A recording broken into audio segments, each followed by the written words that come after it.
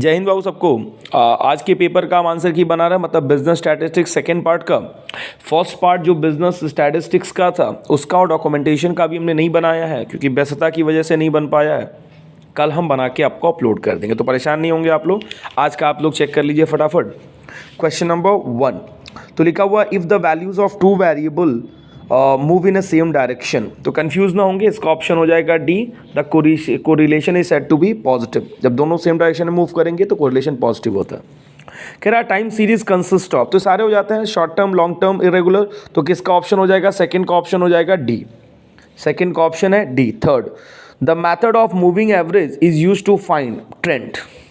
Third का option है A. Sir fourth की बात कर लिया जाए तो इन्हें straight line equation y is equal to a plus B X. A यहाँ पे क्या हो जाएगा? तो y इंटरसेप्ट करेगा। ए यहाँ पे क्या हो जाएगा? y इंटरसेप्ट करेगा। इसका मतलब ये टाइम सीरीज का क्वेश्चन हो गया, तो y यहाँ पे इंटरसेप्ट कर रहा है। इसका मतलब फोर्थ का क्या हो जाएगा? c।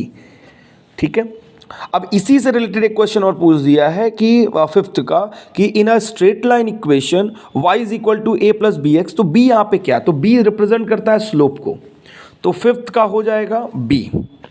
Question number 6, the maximum value of rank correlation is. Confuse बिल्कुल ना हो, यहाँ हो जाएगा +1, ये पॉजिटिव हो जाएगा +1।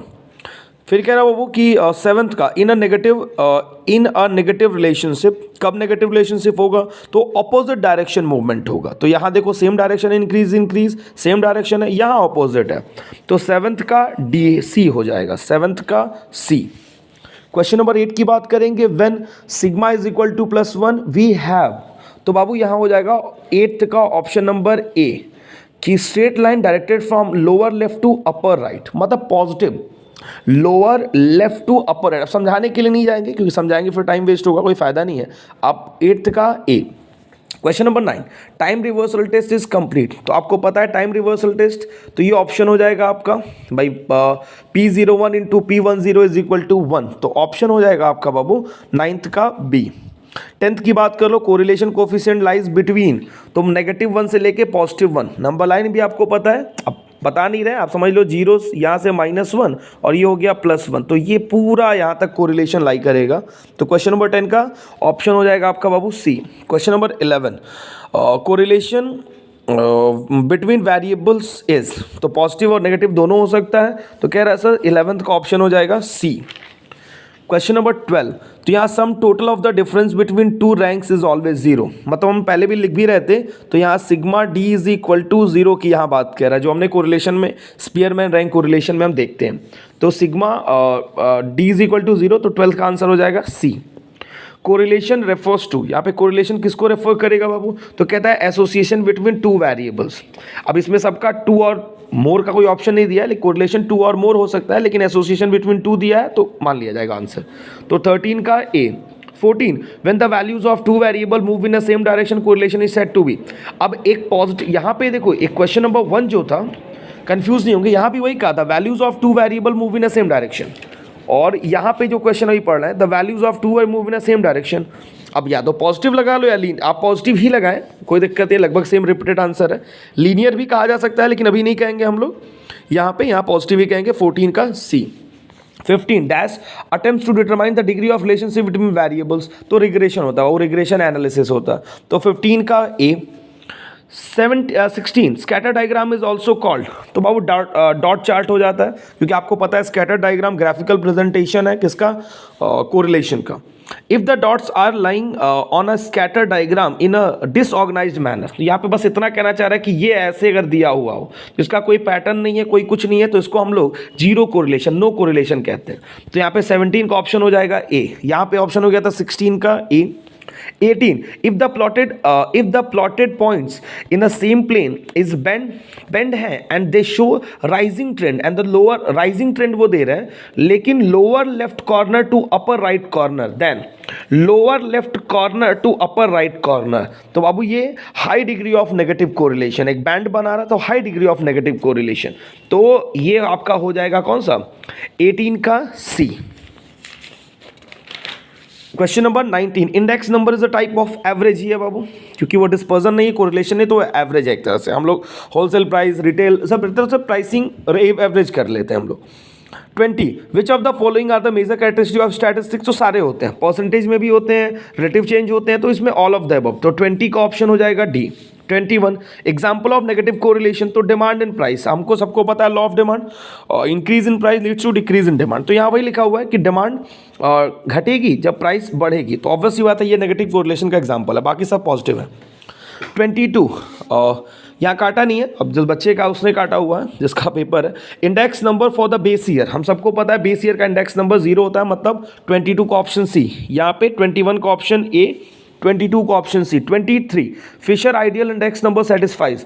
बाबू टाइम और फैक्टर दोनों सेटिस्फाई करता है, यहाँ पर सर्कुलर नहीं क्योंकि सर्कुलर भी होता है, तो यहाँ पे हो गया 23 का ऑप्शन हो जाएगा सी, टाइम रिवर्सल टेस्ट और फैक्टर रिवर्सल टेस्ट। फिर क्या है, the method of moving average is use to find, the method of moving average is use to find the circular trend. तो 24 का C. 25 the least square linear trend y is equal to a plus B x, if b is a positive it indicates. बाबू rising trend, ये किसको represent करता है, rising trend को represent करता है। 25 का हो जाएगा b। 26 the time series account for, तो इस सारी चीज़ों के लिए ये सीजनल वेरिएशन है, सेकुलर ट्रेंड है और साइक्लिक फ्लक्चुएशन, तो इसमें ऑल ऑफ द अबव हो जाएगा। 26 का डी।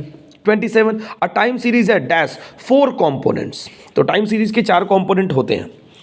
आगे कह रहा है यहाँ पे कि good index number is one that satisfies, तो हमने बताया पिछले वाले में भी टाइम, फैक्टर और सर्कुलर, तो सारे टेस्ट सेटिस्फाई करेगा फिशर। तो 28 का D.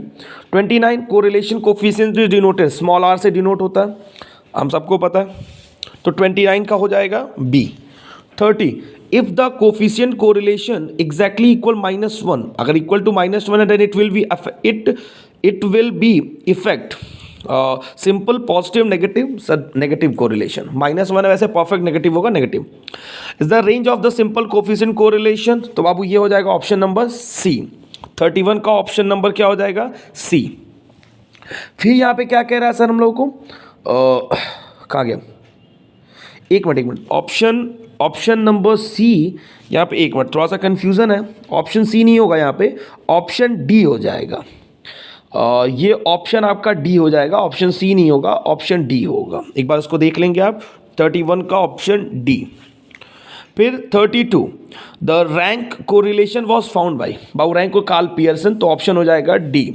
The correlation analysis is a, तो दोनों यहाँ पे बाइवेरिएट होता है और मल्टीपल भी होता है, तो ऑप्शन हो जाएगा डी। तो 33 का ऑप्शन हो जाएगा डी। फिर आपका है the Spearman correlation is used with ordinal data. अब ऑर्डिनल आपको पता होगा, कॉर्डिनल और ऑर्डिनल, तो ऑर्डिनल जो होता है वो रैंकिंग करता है, आपको सबको पता है कि स्पेयरमैन जो होते हैं वो रैंक बेस लेके चलते हैं, इसलिए 34 का ऑप्शन हो जाएगा D. The degree of correlation between 0.25 से लेके 0.75, तो ये मॉडरेट डिग्री होती है, तो ये हो जाएगा ऑप्शन बी। 35 का भी। 36 Laspeyres index based on base year quantity, Laspeyres base Paasche current. An index number that can serve multiple purpose is known as, बाबू जनरल पर्पज, तो 37 का ए ऑप्शन है। 38 the best fitting trend is the one which the sum of square of residual is, तो बाबू यहाँ पे least square हो जाता है, तो 38 का बी।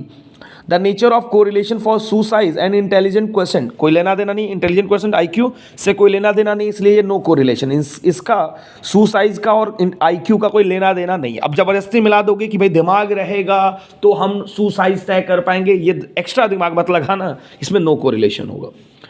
कह रहा है कि in correlation analysis the probable error, तो ये फॉर्मूला होता है बाबू, तो ये एक मेजरमेंट होता है। अब ये सॉल्व करना कराया भी जाता है लेकिन ये मेजरमेंट है, तो इसके साथ क्या मल्टीप्लाई होता है प्रोबेबल एरर के लिए, तो वो होता है कोफिशिएंट ऑफ कोरिलेशन, तो 40 का सी। तो लगभग हमने आंसर सबके बता दिए। अगर किसी में हो सकता है हमारे जल्दी में कुछ छूटा होगा तो आप हमको जरूर एक बार बताना, हम चेंज बता देंगे उसका, लेकिन लगभग ये सही है, आप एक बार चेक कर लेना। और एक बार हम ऐसे बस दिखा दे रहे हैं, आप तो खैर वीडियो रिवाइंड करके भी चेक कर लोगे, कोई इशू नहीं है।